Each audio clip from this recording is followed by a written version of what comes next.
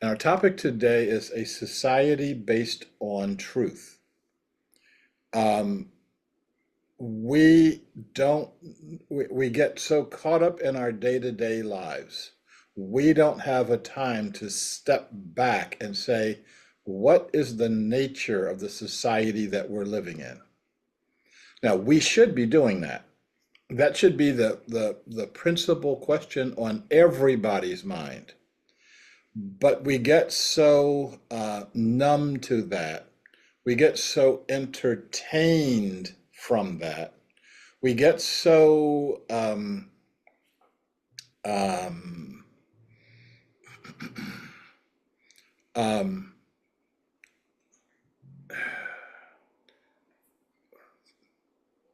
disconnected from ourselves, from each other, from our society, and from the earth herself. We're so disconnected that we don't have a ready way of getting back to the connection. That's part of the job of Commonway. That's part of the job of this organization to stimulate those connections. I am not telling you what to believe, how to believe it, what to do, how to do it, etc. I'll roll that back. I'm suggesting some things that you should believe. I'm suggesting some things that you can do, etc. But there is not a sign here for the 10 steps that will get you such and such. Or loyalty oaths, or you've got to write my name in tattoo on your forehead. That would be interesting. But the thing that I want us to learn how to do is think and feel. And that thinking should be coming from right down here. It shouldn't be coming from up here with our educated brains, educated on all of the wrong things that we can be doing. So on our topic today, a society based on truth, my first thoughts around that were around the time of what was called the Velvet Revolution, the revolution that was in the Czech Republic, the former Czechoslovakia. Um, and I was impressed by the fact that they were saying they didn't just want to kick out the corrupt Soviet communist dominated government. They were saying, what we all know what we don't want. What do we want? And that is a very, very potent question. Uh, Many times we are so busy condemning the bad guys, we don't have time to we don't take the time to uh, ask the question, what is it that we do want? What is it that we are called to? What is the yearning in our hearts? What is the thing? Uh, what are our values? What are the things that make us stronger? What are the things that make me stronger? What's the point where you say, that's it, that's as far as I go, we're not going any further? Martin Luther King had to ask and answer that question when he was doing the civil rights demonstrations, and people were being beaten, people were being abused, arrested, etc. And he had to say, this is important. This is so important that it is worth my life. For most of you who know me, I did a lot of work in Sri Lanka, and someday we'll do a talk on Sri Lanka. Um, but there's a lot of sectarian violence in Sri Lanka at one time. And what would you do in the face of sectarian violence? That is not an idle question. We have our own form of 21st century sectarian violence. What will you do if you are confronted with that? So, Dr. Ariyaratne was out speaking somewhere, and people heard that he was sheltering Tamils who are the victims of the sectarian violence at that moment. And a mob came to the front door, and his eldest daughter, and I think she was like in her teens at the time, answered the door. She went to the door and she said, they were saying, "Give us the Tamils or we'll burn your house down." And she said, "I'm sorry, but my father's not here. He would tell you that you would have to kill him in order to get to the Tamils, that he would give up his life." And she said, "And my mother's not here because she'd tell you the same thing. You'd have to kill her. So I'm the only one here, so you'll just have to kill me." Now, that's a person who knows the value of their lives. That's a person who knows the value of um, uh, of what they are doing and what they're giving up. That's a person who knows what sacrifice means. Sacrifice is taking your pain and elevating it to the level of the sacred. And so our challenge is, how do we learn where our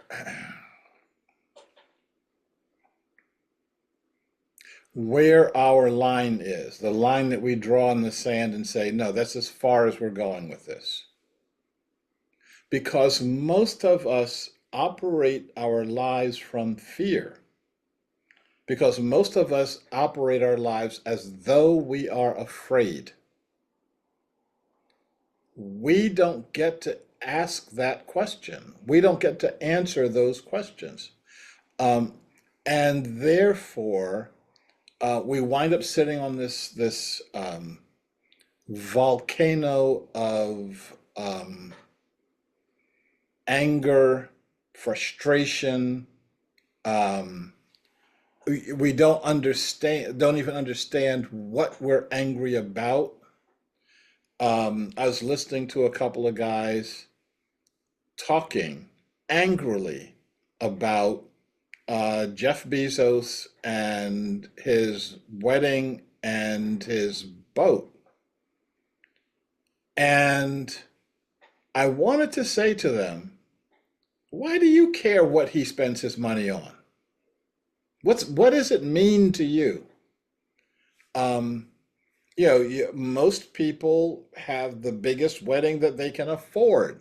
You could afford a bigger one than we have, okay? But that's not why they were talking about it. That's not why they were angry. They were angry for something that was lying deep inside of them that they couldn't even understand. I pulled up a quote today from one of my books, and just by saying that, I want to quote from another book, and I don't know if I can find the quote fast enough. And if I can't, I will try to do this from memory, which is getting more and more interesting every day. But this is a quote from Daniel Quinn in his book Ishmael, where he talks about a tiger in a cage in a zoo. And he says the tiger is walking the length of the cage. And it has a question that is burning in them. And as it's walking the length of the cage, the question is why? It just goes back and forth and it just says, why? Why? And he says, if you could stop the tiger and ask, why what? It couldn't answer you. It just knows that there is something fundamentally wrong. Now, I had my pacing the cage moment when I was about 11 years old. And this is the first time I started thinking about the society we were living in, as I was living in Camden, New Jersey. And oh, I have to always add the worst city in America. Um, and I could see how we were living. And then through the television, I could see how a lot of other people were living. And I started forming my own question. Why? Why are we doing this way? What are the values of a society when you have some people living these luxurious lives and other people who have not enough to eat, nowhere to sleep? They have no sense of dignity, no sense of purpose. I told y'all a while ago, I guess it was almost a year ago now, somebody spray painted, somebody tagged my car. Um, I go out and somebody scrawled some junk on my car. And no, it wasn't targeted. It was just where the car was. If I had parked a car back or a car forward, it'd have been somebody else's car that got spray painted. And I would ask that person, why? Why would you spend money to spray paint something on somebody else's car? What is the condition of your heart that says that's fun? What could you possibly derive from that? And these are questions that we should be asking as we are contemplating this new society we're creating by every step we take. The new society that we're creating by every action and every non-action that we take. I told a story before, and I'm going to tell it again. And this is when Václav Havel, a person who was very formative for me. Havel was known as a dissident who led the Velvet Revolution, who kicked the Soviet Union, the second largest superpower in the world, kicked them out of his society without firing a single shot. Now, just saying that, everybody, all people who love peace and transformation should study Havel, and nobody does. If I asked you to quote something by Havel, how many of you could? Okay. I've tried to do workshops on how the Velvet Revolution worked. Nobody comes. So maybe now in 2025, people will come. Maybe I'll do one of those for in the fall. Anyway, so Havel is imprisoned by the Soviet Union because he had the audacity to think for himself and to say what he actually believed. And so he's in this prison, and his job is pushing the laundry carts around. And he sees another guy that's in the prison, another political prisoner that he didn't know was there. And the way they were pushing their carts around, they had 10 minutes they could talk to each other before the guards would come and break them up. So when you're face to face with someone you haven't seen in a while, and you are about to talk to them for the first time in a while, what do you talk about? Well, if you're in this society, you know what you talk about. How evil the guards are, how unfair it is that you are in the prison, how angry you are, um, and how you can't do anything about it. You would talk about how bad the food is and how much you miss your wife and blah blah blah blah blah. So for 10 minutes, they didn't do any of that. For 10 minutes, they talked about the nature of the society that they would create when they got out. So Havel got out, they dusted him off, put a suit on him, and made him the president. And the other guy, when he got out, they dusted him off, put a suit on him, and made him the foreign secretary. So how ready are we right now? I'm talking about the people who are on this call right now, and then the people who are going to be watching the video of this. How ready are we to make those kinds of decisions? How ready are we to take the leadership role in a society? My first book, Power of One, the subtitle, that you can see, is Authentic Leadership in Turbulent Times. These are the turbulent times. And we are the leaders. We are the authentic leaders. Now, what does authenticity mean in this case? What does being a leader in a society that is based in truth actually mean? Well, in that was my first book. In my last book, I shouldn't say last book, my most recent book, Birthing the Nation of Gaia, I put in here a section on universal values, the values of a universal spirituality. Now, I do a lot of talking when I'm in the gym, in the hot tub, because you have a really interesting audience there. People who are relaxing. And I was talking to this one guy, I'd seen him a lot in there.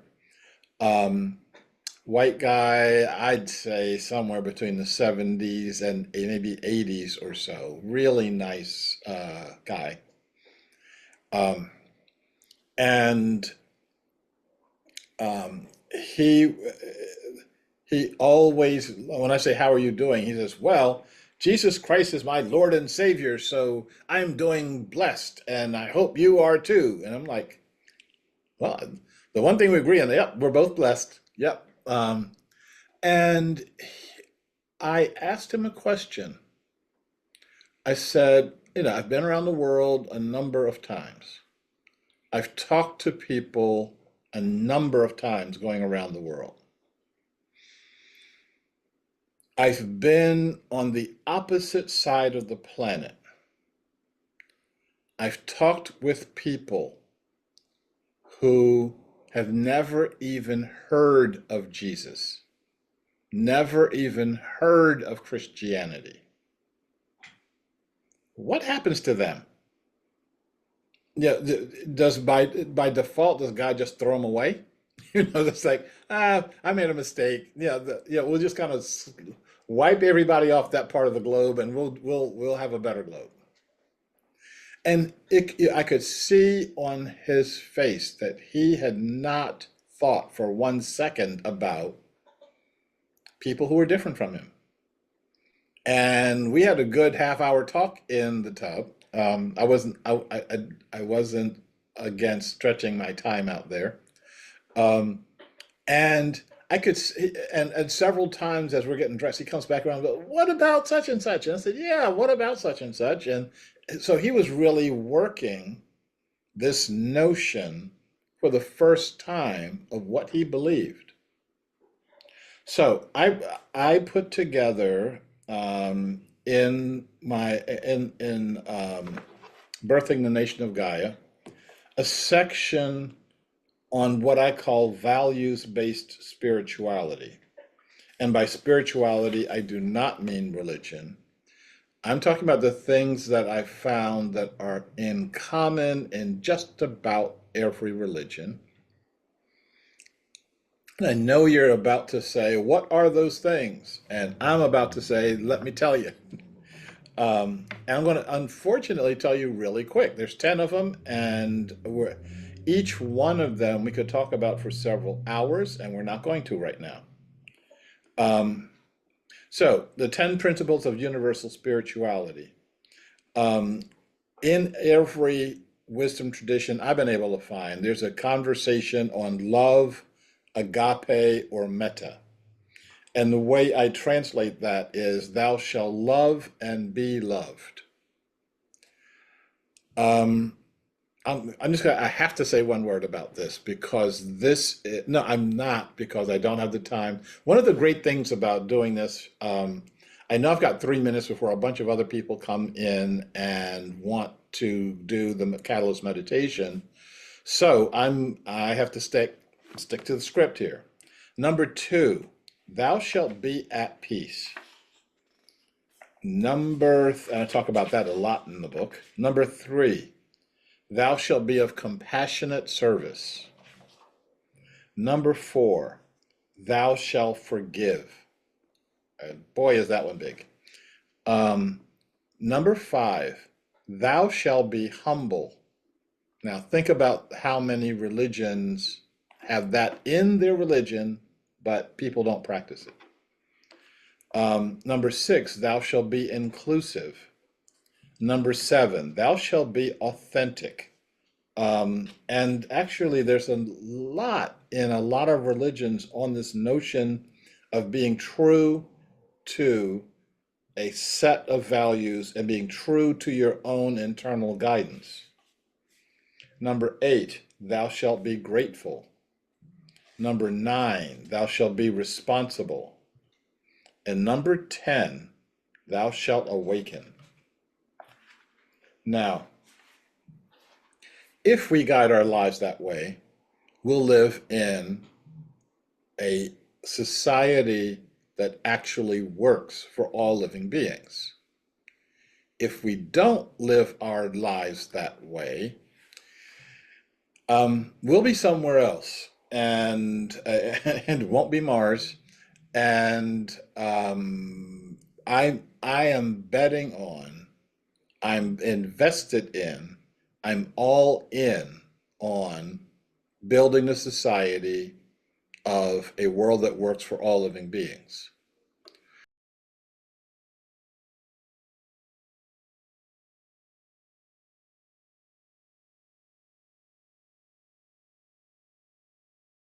So, hello everyone, and welcome to this edition of our weekly Catalyst Meditation. Welcome to those who have joined us today.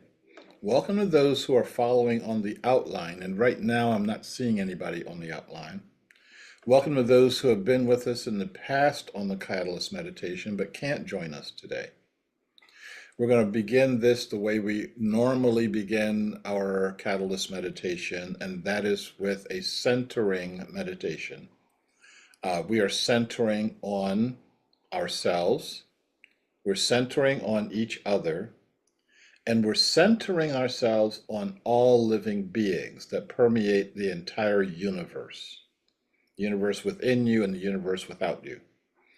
We're going to be doing this with a breathing app, and I'm going to be asking us to breathe together. And I'm going to start the app, and we'll do that for 3 minutes. And then I'm going to come back and we're going to do a silent centering for another minute or two. And I'm going to start the app right now, and I'm going to ask you to breathe in,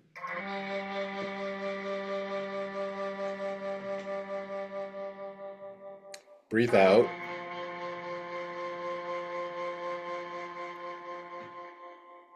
breathe in,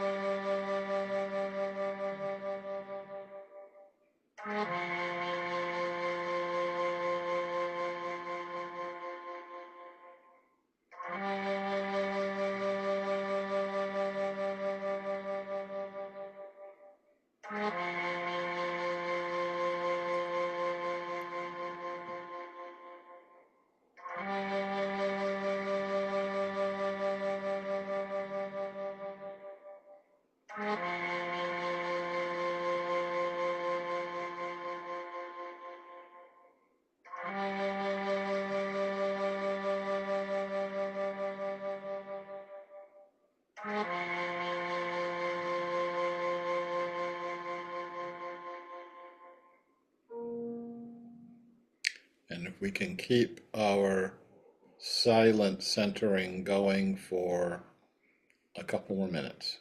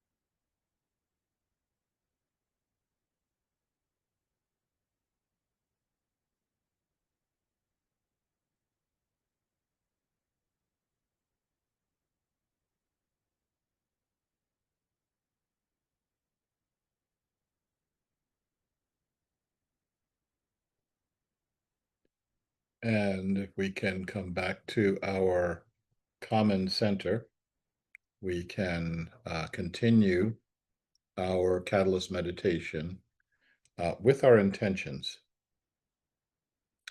As the imaginal cells within the chrysalis come together to form the butterfly out of the disintegrated caterpillar cells, we come together to form a gateway for the meta-consciousness of the mind of Gaia. We act for ourselves personally, and we act as aspects of Gaia, of Mother Earth. Holonic consciousness is a fundamental aspect of the universe. Every atom in the universe holds consciousness. It is always with us. We're acknowledging that now because many humans have forgotten and many humans have been in denial.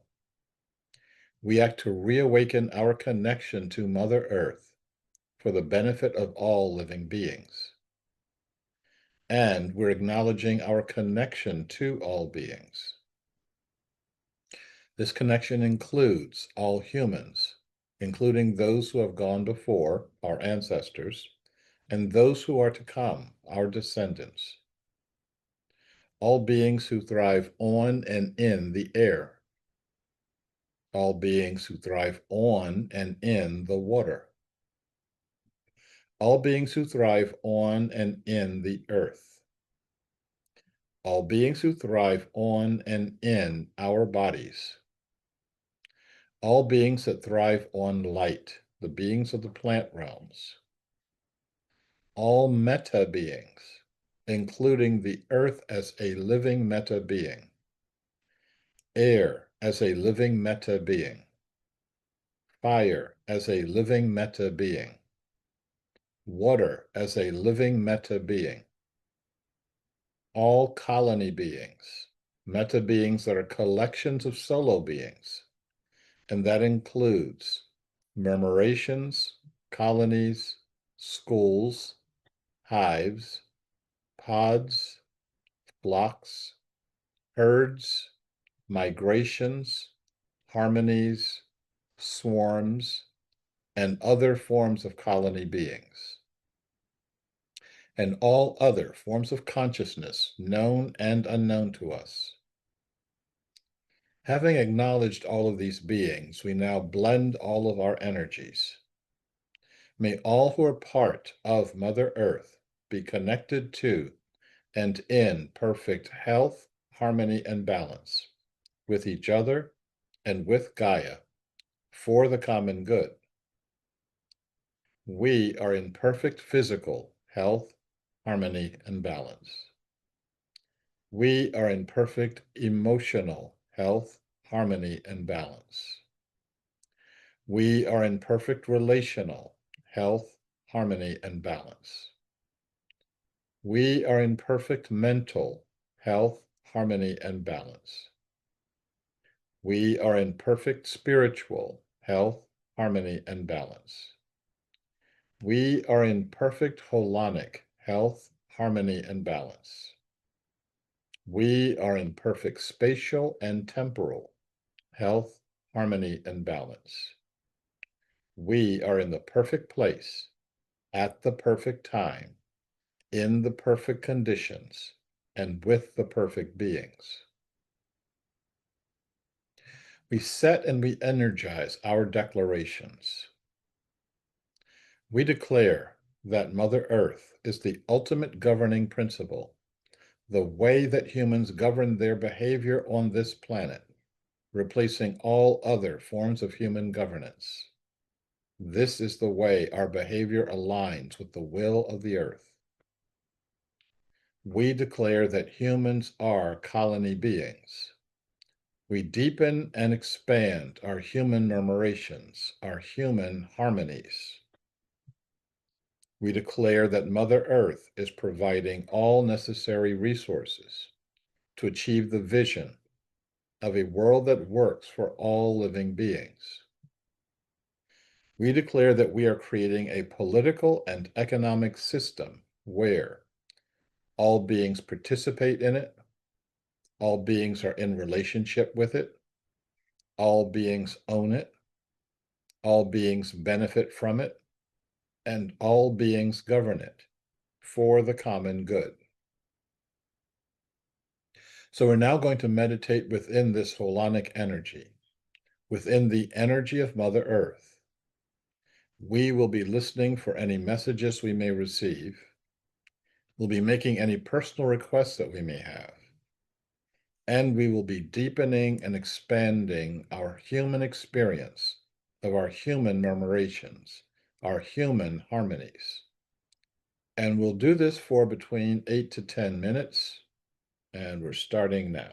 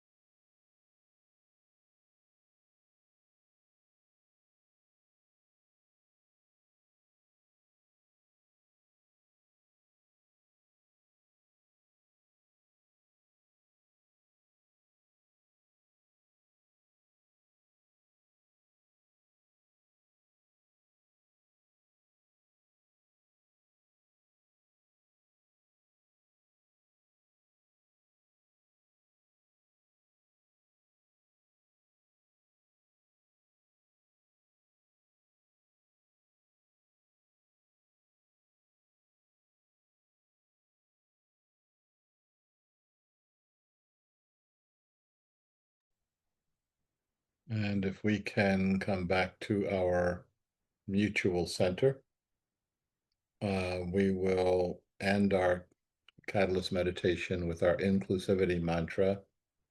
You can repeat after me, or you can repeat silently. May I be well. May I be secure. May I be happy. May you be well. May you be secure. May you be happy. May we be well. May we be secure. May we be happy. And may all beings be well. May all beings be secure. And may all beings be happy. And so it is, and so it shall be. And I thank all of you for joining us.